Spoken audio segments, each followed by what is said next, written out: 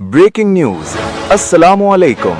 आप देख रहे हैं दास्ताने नॉवल। इस वक्त की सबसे बड़ी खबर नमल हाउस से आ रही है, जहां मशहूर व मारूफ फारिस गाजी एक बार फिर कानून की गिरफ्त में आते आते रह गए, जबकि हुनैन मंसूर ने अपनी जहानत से पुलिस को ही चकरा कर रख दिया। तफसीलात के मुताबिक आज सुबह फारिस गाजी और जुमर यूसुफ के दरमियान नाश्ते की मेज पर नमक के मामले पर शदीद बहस हुई, जिसे जुमर ने अपनी कानूनी महारत दिखाते हुए दफा 302 के तहत संगीन जुर्म करार दे दिया।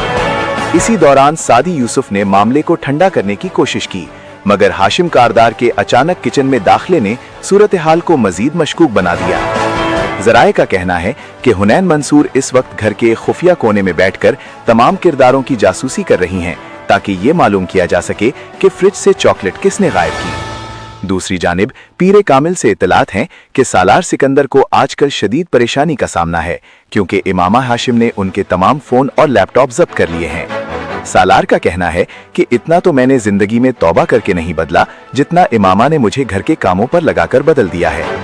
इसी दौरान जन्नत के पत्ते से खबर मिली है कि मेजर अहमद ने गलती से हया सुलेमान का तुर्की वाला स्कार्फ इस्त्री करते हुए जला दिया है।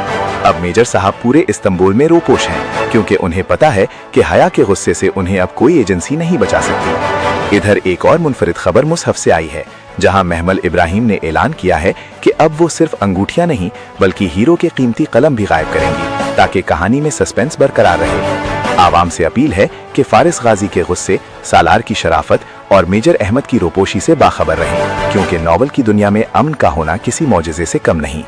मजीद खबरों के लिए देखते रहिए दास्ताने नॉवल। अल्लाह हाफिज।